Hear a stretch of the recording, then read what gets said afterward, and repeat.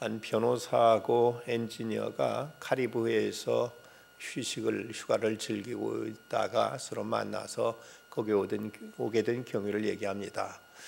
변호사는 자기 집에 화재가 나서 모든 걸 소실됐는데, 그런데 보험회사에서 모든 걸 다 보상해줘서 그래서 여기까지 휴가 올 수 있게 되었노라고 얘기를 했습니다. 그러니까 거기 같이 왔던 엔지니어는 그 얘기를 듣고 깜짝 놀라면서 그러시냐? 실은 나도 그 홍수가 져서 그 모든 걸 다 쓸어가 버렸는데 보험회사에서 모든 걸 다 보상해줘서 이렇게 휴가도 올 수 있게 되었다고 이렇게 얘기를 합니다. 그 말을 듣고 나서 변호사가 하는 말이 그러냐? 그런데 불은 낼 수 있지만 홍수는 어떻게 냈느냐고 묻더랍니다.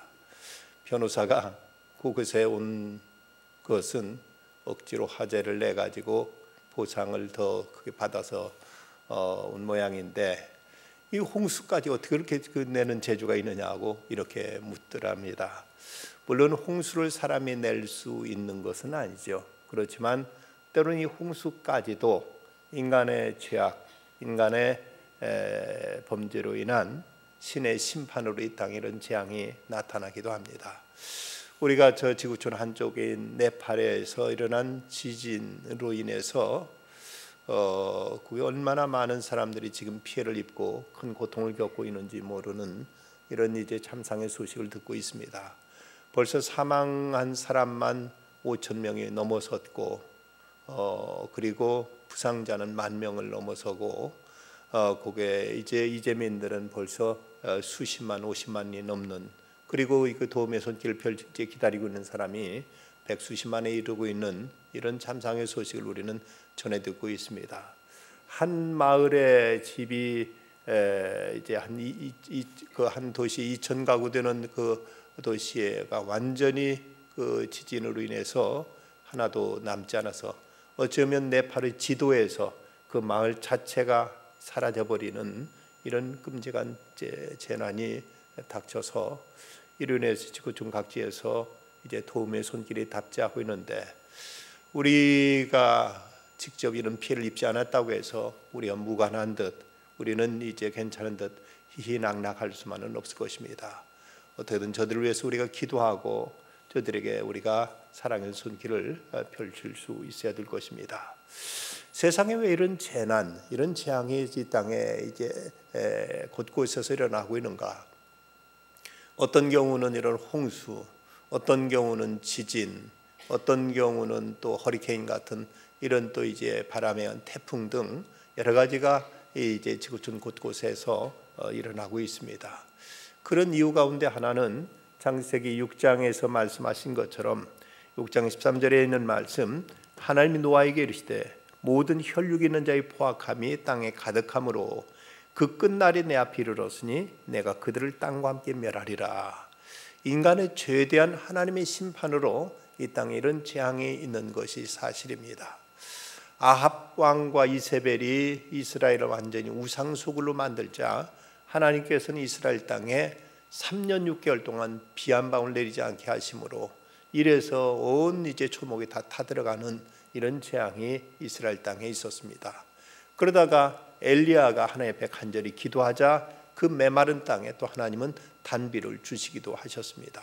그러고 보면 어떤 천지의 어떤 기상이라든지 여러 가지 이제 재난 재해 등 이 모든 것이 결코 인간의 행위와 결코 무관하지 않다는 것을 우리는 알아야 됩니다. 이런 일을 겪을 때 우리는 행여나 우리가 하나님 앞에 회개해야 될 것은 없는가? 이런 걸 통해 또 하나님께 우리에게 깨우치시고 우리에게 계시하시는 하늘의 음성은 없는가를 우리는 겸손히 귀담아 들을 수 있어야 됩니다. 이뿐만 아니라 또 이 땅에 이런 재앙이 나타나는 것은 인간의 탐욕과 인간의 교만으로 인한 스스로 자초하는 이런 이제 재앙도 있습니다. 민수기 11장에 보면 이스라엘 백성들이 이렇게 하나님을 원망합니다. 그들 중에 섞여 사는 다른 인종들의 탐욕을 품음에 이스라엘 자손 다시 울며이르되 누가 우리에게 고기를 주어 먹게 하랴. 그러자 하나님께 그들에게 메추라기를 주어서 실컷 먹게 하신 다음 그 다음에 저들을 심판하십니다. 고기가 아직 이 사이에 있어 씹히기 전에 여호와가 백성에 대하여 진노하사 심히 큰 재앙으로 치셨으므로 그곳 이름을 기브롯 핫다라 불렀으니 욕심을 낸 백성이 거기 장삼이었더라. 인간의 탐욕, 인간의 이런 이제 불신앙에 대한 하나님께서 이제 저들에게 심판하시는데 스스로 이런 재앙을 자초하는 이런 경우가 많이 있습니다.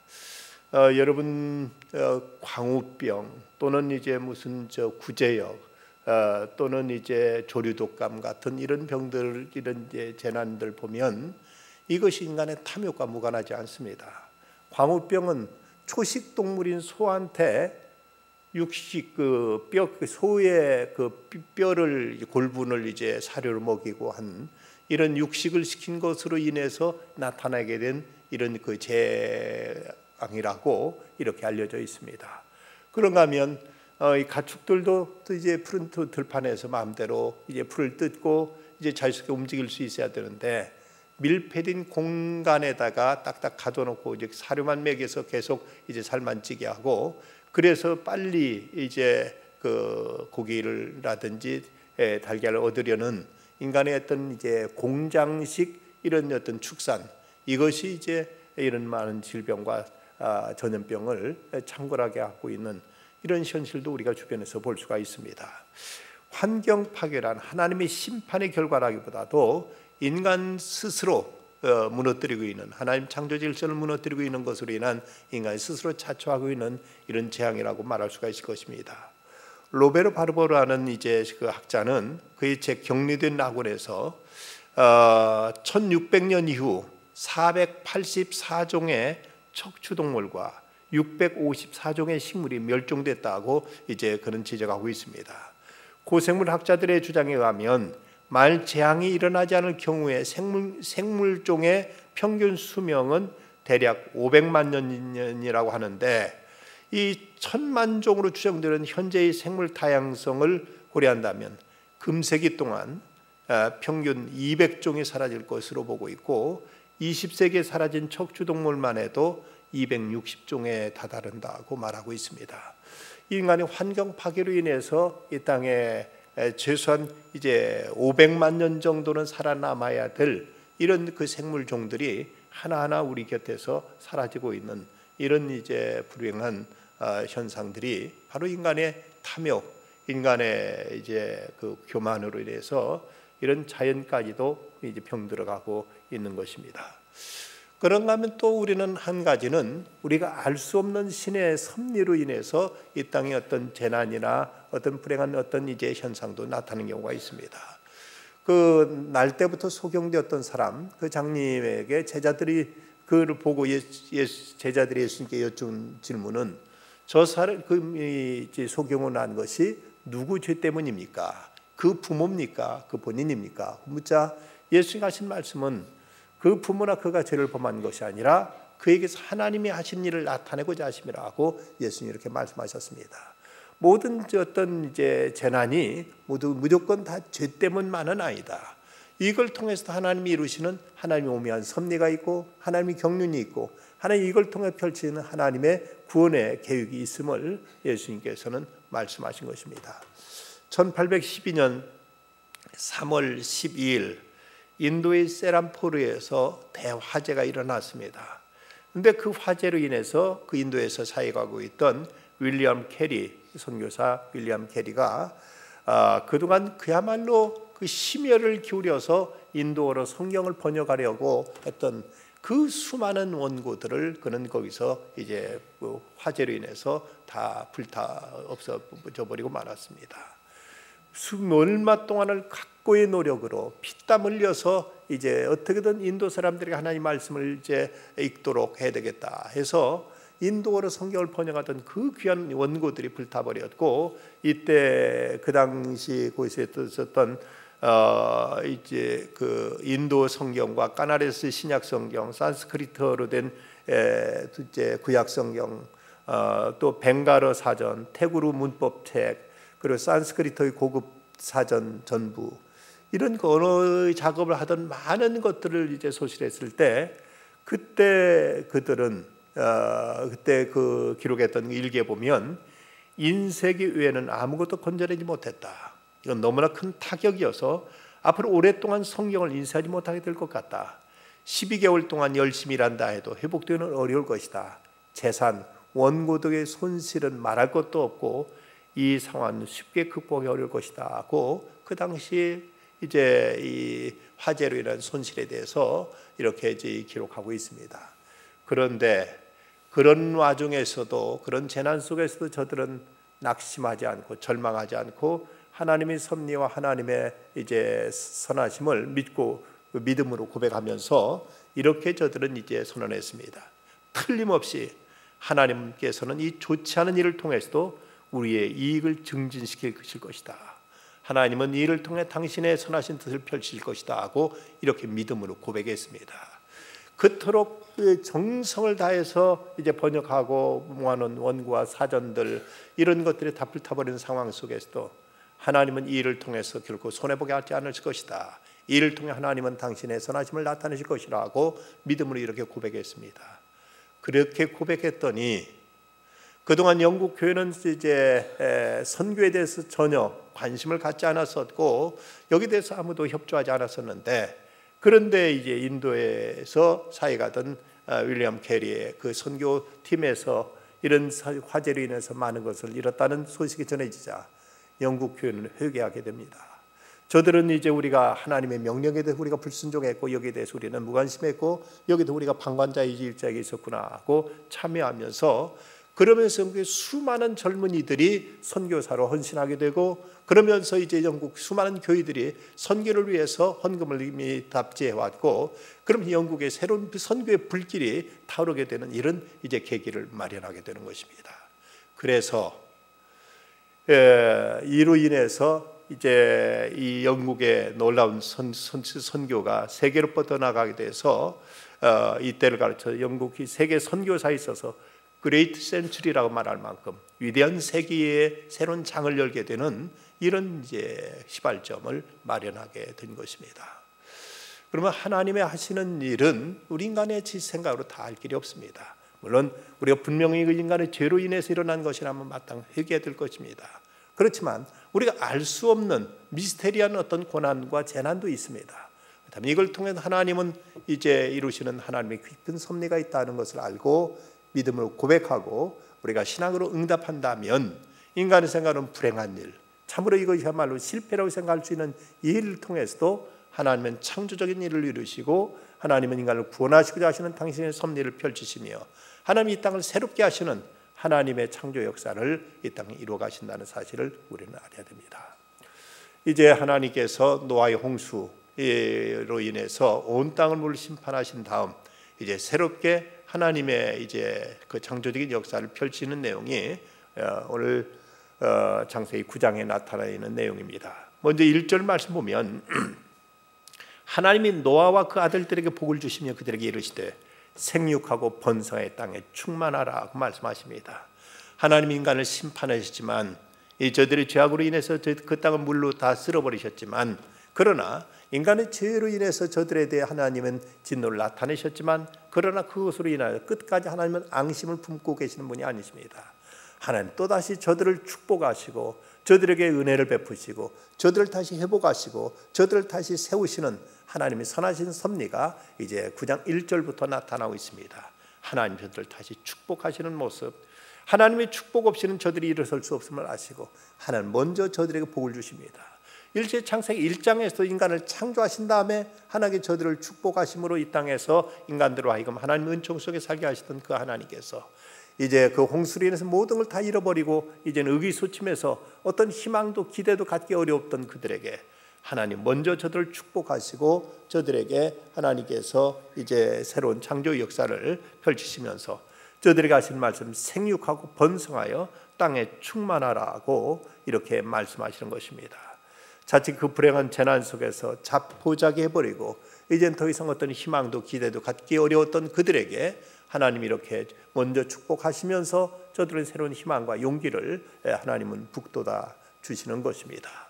그 홍수의 모든 것이 다 쓸어버린 그런 상황, 어떤 것도 남지 않아 버린 이런 상황 속에서도 하나님 그 가운데도 역사하시고 그 그 속에서도 하나님께서는 당신의 섭리를 펼치시는 것입니다. 1945년 8월에 있었던 히로시마의 원폭, 이것으로 인해서 무려 40만 명이 희생됩니다. 40만 명이 이제 그 원자 폭탄에 의해서 생명을 잃었습니다.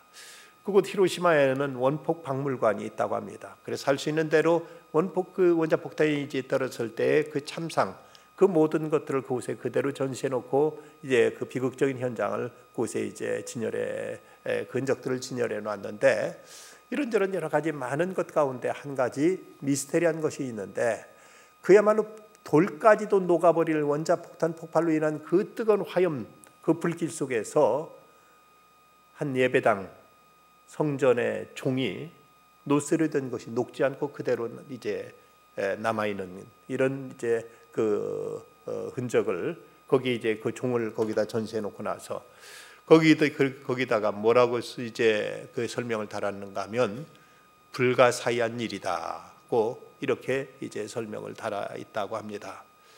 불가사의한 일이다. 어떻게 돌덩어리조차도 녹아버리는 그 고열 속에서 쇠붙인 노쇠인 이제 그 종이 이게 녹지 않고 그대로 이제 거기 그대로 남아 있을 수 있었을까? 이건 뭐라고 설명할 수 없기에 불가사의한 일이다고 이렇게 써놨다는 겁니다.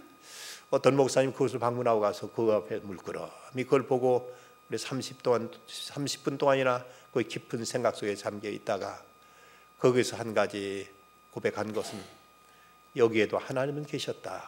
그 뜨거운 불더미 속에도 하나님은 역사하셨다고 이렇게 고백하고 그곳을 나왔다고 합니다. 하나님이 역사하신다면 어떤 재앙 속에서도, 어떤 재난과 어떤 참상 속에서도 하나님은 그곳에서 새로운 일을 이루시고 그곳에서 하나님은 당신의 뜻을 하나님은 펼쳐가시는 하나님이라는 사실을 우리는 이 사실을 잊지 말아야 될 것입니다. 그리고 나서 이제 하나님께서는 저들에게 명령을 주십니다. 본문 3절부터 6절까지 말씀 보면 모든 산 동물은 너희의 먹을 것이 될지라 채소같이 내가 이것을 다 너희에게 주노라. 그러나 고기를 그 생명들은 핏째 먹지 말지 것이니라. 내가 반드시 너희의 피 곧 너희의 생명의 피를 찾으리니 짐승이면 그 짐승에게서 사람이면 사람의 형제면 그에게서 그 생명을 찾으리라. 다른 사람의 피를 흘리면 그 사람 피도 흘릴 것이니 이는 하나님이 자기 형상대로 사람을 지으셨음이니라고 말씀하십니다. 생명을 소중히 여길 것을 말씀하십니다. 무서운 전쟁이 휩쓸고 지나가면 이때 생명 경시 사상이 퍼져서 그래서 사람 죽이는 것 좀 아무렇지 않게 생각하는 이런 이제 그 현상이 나타나게 됩니다. 더군다나 이전까지만 해도 처음 하나님께 인간을 창조하신 다음에 그들에게 주셨던 식물은 음식은 씨 맺는 그 곡식과 또 열매 맺는 과일과 그리고 채소를 하나님께서 저들에게 먹도록 하셨고 저들에게는 이제 육식은 허용되지 않았습니다. 그런데 홍수 사건 이후에 비로소 이제 육식이 허용되는 것입니다. 근데 저들에게 육식이 허용되면서 저들이 이제 그 고기를 먹기 위해서 소나 양이나 이런 짐승을 잡다 보면 자칫 이제 이런 짐승을 죽이면서 생명 자체에 대한 어떤 경시 사상, 짐승을 죽이면서 자칫 사람 목숨도 이렇게 쉽게 목을 자르고 쉽게 이제 그 피를 쏟고 하는 이런 일들이 이제 일어날 수 있는 이런 위험성을 하나님은 아시고 함부로 생명을 해치지 말아라. 그리고 너희들이 이것을 이제 그 짐승을 잡아도 피는 먹지 말아라. 그 피는 그것의 생명이다. 하나의 그 피를 그 생명의 하나의 어떤 그 본질을 생각하시고 결국 피를 먹어서는 안 된다고 이렇게 말씀하시는 것입니다. 어떤 학자들에 의하면은 짐승을 잡을 때 잔인하게 잡다 보면 거기에 피 속에 어떤 독이 생겨서 이것이 인간의 건강에도 대단히 안 좋다고 합니다. 이 하나님은 저들에게 육식은 허용하셨지만 그러나 비록 너희들이 어떤 식량을 위해서 너희들의 어떤 이제 음식을 위해서 생존을 위해서 짐승을 잡을지라도 그 짐승의 생명까지도 함부로 따라서는 안 된다. 이것까지도 소중히 여기고 이것까지도 너희들은 이제 신성시해야 된다고 이렇게 하나님은 말씀하시면서 저들에게 피를 먹지 말라고 이렇게 말씀하고 계십니다. 사회가 복잡해지고 도시화와 산업화가 이루어져 가면서 사람은 인간은 하나의 어떤 기계의 부속품처럼 여겨지는 이런 이제 세상으로 점점 바뀌어져 가면서 인간의 존엄성이 그 가치를 떨어져 들어가고 있습니다. 그런 이제 현상으로 인해서 아무런 원한 없이도 이제 사람을 다치게 하고 죽이는 소위 묻지마 살인 같은 일이 우리 주위에 빈번하게 일어나고 있는 것들, 이런 것들이 바로 하나님의 창조 섭리를 위반하는 것이고, 하나님께서 비록 이제 인간이 그토록 타락하고 범죄해서 저들을 물로 쓸어버릴 수밖에 없었지만 그럼에도 불구하고 그들 가운데는 하나님의 형상이 남아있기 때문에 하나님 당신의 형상대로 지으신 이 인간을 함부로 이렇게 손상시키거나 다치게 하거나 죽이거나 이래서는 안 된다고 이 생명의 존엄성을 하나님께서는 저들에게 이제 강조하시는 것입니다. 세상에 생명보다 더 소중한 것이 되어 있겠는가? 그러기에 어떤 이유도 이 생명을 손상시키고 생명을 이제 다치고 상하게 하는 일, 이런 일들은 너희가 이제 할 일이 아니다. 하나님 생명의 주인 되신 하나님만 하실 수 있는 것이지, 결코 인간의 생명을 함부로 상하게 하고 다치게 하는 그것은 생명의 주인 되신 하나님께 대한 도전이요, 하나님의 섭리에 대한 반역이기 때문에 이런 일에 대해서 엄격히 금하고 있습니다. 캐나다의 몬트리올에 4살 된 로널드라는 어린아이가 부모님이 놓아둔 수면제를 잘못 삼키고는 그만 혼수 상태에 빠졌습니다.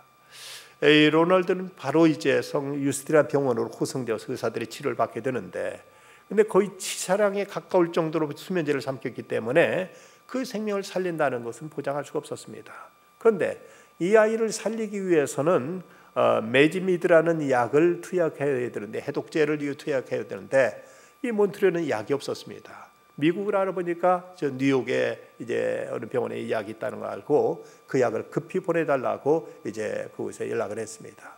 그래서 그 약을 급히 에미를 싣고 응급차로 싣고 라과디아 공항까지 이제 싣고 갔는데, 라과디아 공항에서는 이제 승객들을 태우고 떠나려던 비행기가 이 약을 싣기 위해서 이제 비행기의 출발을 정지시키고 거기 탔던 모든 승객들과 그 비행기의 모든 이제 사람들로 하여금 승무원들까지 1시간 반을 이제 비행기를 묶어놓은 다음에 붙들어놓은 다음에 약이 도착했을 때 그 약을 이제 비행기에다 태워가지고 실어가지고 몬트리올로 이것을 이제 운송합니다. 그래서 몬트리올에 도착하자 대기하고 있던 차량으로 급히 그 병원으로 이 약을 메지미드를 싣고 가가지고 4살 난 로널드라는 아이 생명을 살려내게 됩니다.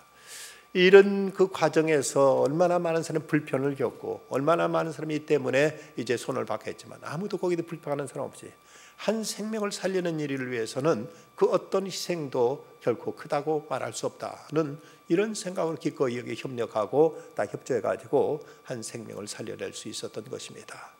하나님께서는 우리에게 당신의 형상대로 인간을 지으시고 인간의 생명에 대해서 결코 사람이 함부로 이것을 끊거나 상하게 하지 말라. 그리고 생명의 상징인 그 피를 너희들이 먹어서는 안 된다고 이렇게 말씀하십니다. 그런가 하면 하나님은 저들과 이제 새로운 언약을 맺어 주십니다. 11절 말씀 보면 내가 너희와 언약을 세우리니 다시는 모든 생물을 홍수로 멸하지 아니할 것이라. 땅을 멸할 홍수가 다시 있지 아니하리라고 말씀하십니다.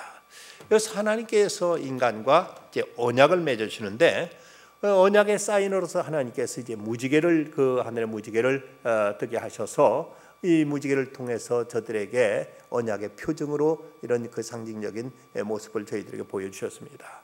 이 언약은 하나님께 다시는 내가 물론 너희들을 이렇게 심판하지 않겠다는 홍수 심판에 대한 하나님께서 다시는 이런 일이 재발되지 않을 것이라는 이런 말씀이고, 이것은 또 이제 더 크게는 하나님 여전히 그들을 사랑하신다는 것, 그들을 하나님께서는 어여삐 계시고 그들을 이제 돌보시고 그들과 이제 사랑의 관계를 맺으시겠다는 이런 언약을 하나님께서 이제 저들에게 해 주신 것입니다.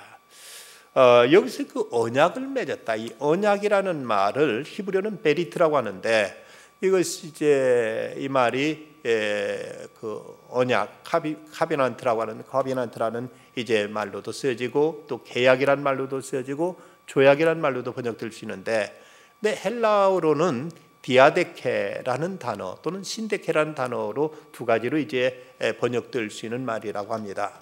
그런데 이 두 단어 가운데 성경에는 오직 디아데케라는 단어만 나올 뿐 신데케라는 단어가 나오질 않습니다. 왜냐하면 그 의미가 같이 계약이라는 뜻은 가지고 있지만 그러나 이제 의미가 약간 뉘앙스가 다르기 때문에 신데케라는 단어는 쓰여지지 않고 디아데케라는 단어로만 쓰여지는데, 그 두 단어의 이제 의미가 어떤 데서 어떤 차이가 있냐면은 디아데케라는 단어는 한쪽에서 일방적으로 하는 어떤 그 언약, 약속을 이제 뜻하는 것입니다. 그래서 이것은 하나의 어떤 유서라든지 아니면은 또 어떤 서약 같은 이런 의미를 가지고 있어서 어떤 한쪽에서 일방적으로 부모가 자식에게 내가 너한테 재산을 얼마만큼의 재산을 주겠다 할 때 이건 자식하고 무슨 타협 반응이 아닙니다. 일방적으로 내가 너한테 그렇게 하겠다는 이런 쪽에서의 언약이 바로 이제 디아데케라는 단어인데, 이 신데케라는 단어는 이건 둘이 서로 타협하고 조정하고 서로 상의해 가지고 적정선에서 어떤 기준을 맞출 때 이런 계약은 이제 신데케라고 쓰여지고 있습니다. 그런데 바로 하나님께서 노아와 그 자녀들에게 맺으신, 인간에게 맺으신 언약은 신데케가 아니라 디아데케라는 것. 우리가 타협해가지고 네가 이렇게 하면 나도 이렇게 하고 내가 이러면 너도 이만큼 하고 이런 어떤 조건적이고 이런 타협적인 이런 계약이 아니라 일방적으로 하나님께서 인간에게 하나님께서 약속하시고 언약하시는 그 이제 하나님의 은혜의 이제 선포인 것입니다. 그것은 우리가 하나님의 자녀된 데에서도 이것은 이 그대로 나타납니다. 우리가 무엇을 했기 때문에 하나님의 자녀된 것이 아닙니다.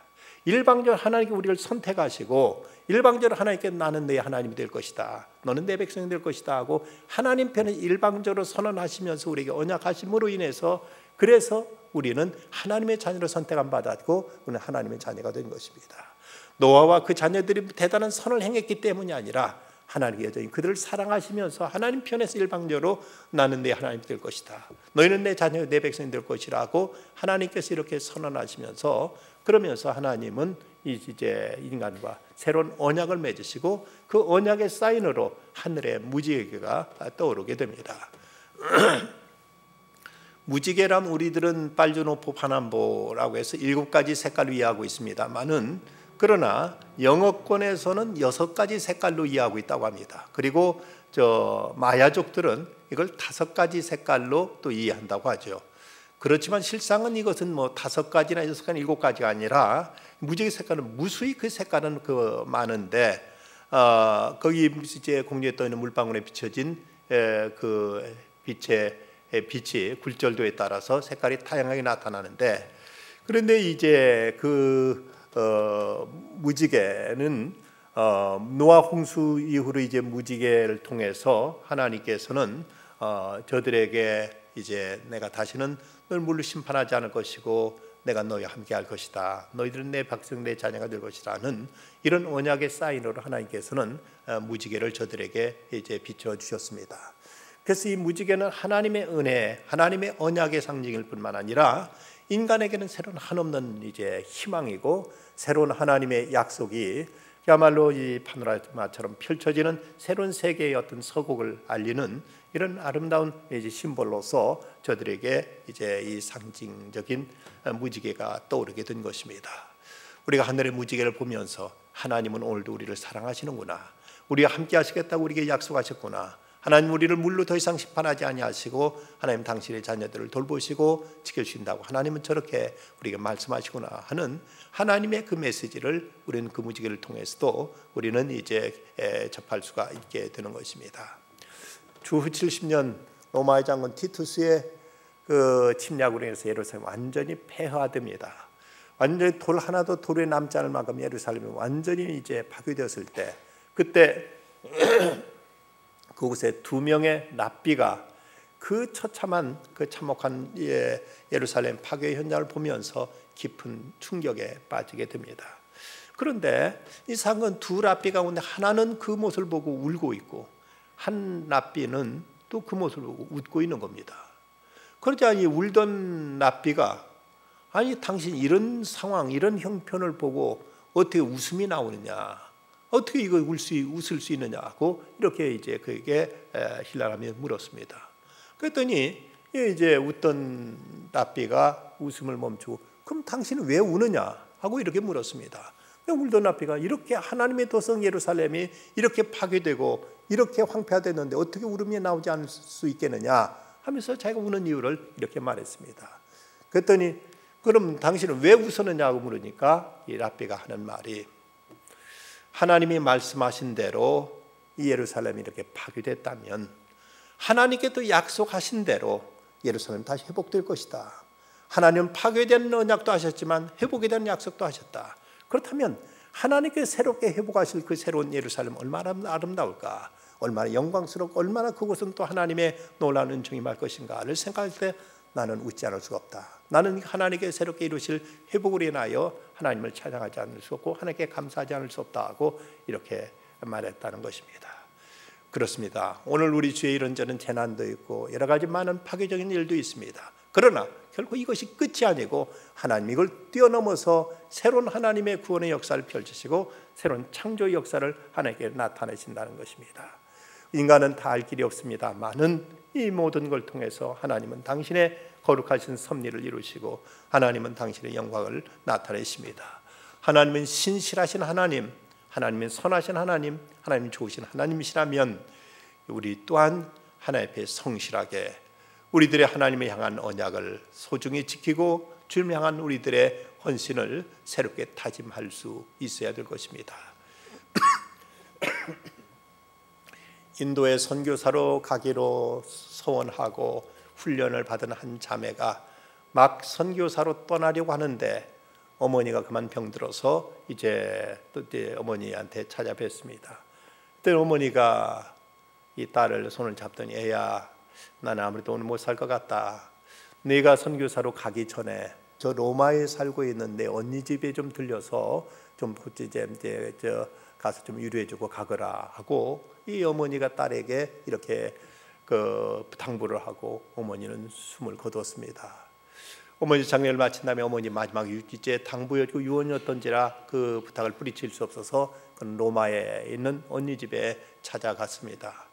그랬더니 그만 언니 가정도 보니까 언니도 몸이 불편하고 형부도 이제 건강하지 않은데 그들에게는 아들 셋과 딸 둘이 있었습니다. 언니가 거기서 시름시름 앓다가 그만 언니도 숨을 거두고 형부도 이제 세상을 떠남으로 인해서 졸지에 이 5 아이를 떠맡을 수밖에 없게 됐습니다. 그런 선교부에 이제 편지를 띄웠습니다. 하나님의 뜻이 다른 데 있는 것 같습니다. 저는 선교사로 떠날 수가 없습니다. 라고 이렇게 편지를 띄우고 그리고 선교사로 가는 것을 그는 포기하고 말았습니다. 그리고 나서 이 아이들을 믿음으로 정성껏 키웠습니다. 그런데 그리고 나서 25년이 지난 후에 이 아이들 중에 3 아들이 선교사로 가겠다고 인도로 선교사라고 가겠다고 자원에 나섰습니다. 그녀는 다시 선교부에 편지를 이렇게 띄웁니다. 하나님은 제 기도를 25년 만에 3배로 이루어 주셨습니다. 이제 이 새 선교사를 파송합니다. 라고 이렇게 이제 서신을 보낸 것입니다. 자기가 하나님 앞에 선교사라고 해서 서운했지만 그러나 허락되지 않아서 자기는 못 갔는데 대신 언니의 아이들을 5 아이를 자기가 맡아서 정성껏 키웠더니 오히려 자기가 하지 못한 대신 3배로 이제 하나님 앞에 자기의 소원을 이루어 드릴 수가 있었던 것입니다.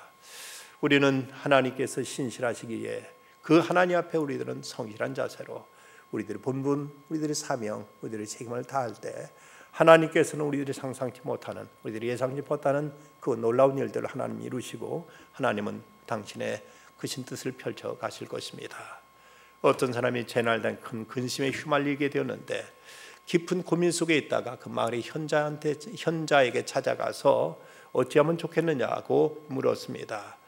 이 재난당 어쩔 줄 모르겠습니다. 이것을 극복할 수 있는 방법 좀 가르쳐 주십시오. 그랬더니 그 현자는 이렇게 대답합니다. 저는 방이 어두워졌을 때 빗자루를 가지고 어둠을 쓸어내려고 하지는 않습니다. 대신 촛불을 밝히지요. 하나님께 대한 믿음의 촛불 말입니다.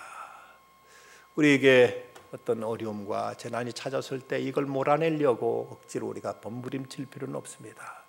하나님의 은혜, 그분의 은총, 그분의 사랑, 그분의 임재만 그곳에 나타난다면 그 홍수로 쓸어버린 그곳에서 새로운 하나님의 축복, 새로운 하나님의 언약, 새로운 하나님의 새로운 그 창조의 역사가 그곳에 펼쳐졌던 것처럼 우리 가운데도 이제 일곱 색깔 무지개가 영롱하게 떠올라서 우리에게 새로운 희망의 서곡을 우리에게 펼쳐줄 것이고 우리에게 하나님의 새로운 창조의 역사를 나타내 줄 것입니다.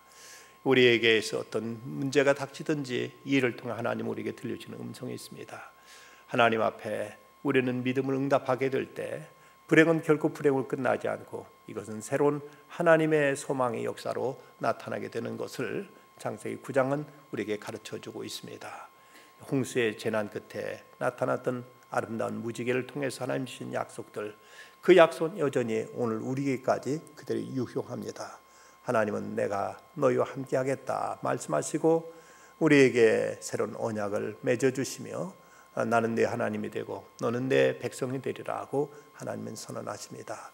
그 하나님의 신실한 언약을 믿고 오늘도 우리가 믿음을 응답하여 나가는 중에 하나님께 우리에게 새롭게 다가오시는 새로운 언약과 하나님의 은혜의 역사들이 꿈처럼 우리가 함께 우리 가운데 함께 펼쳐지기를 주님의 이름으로 축원합니다.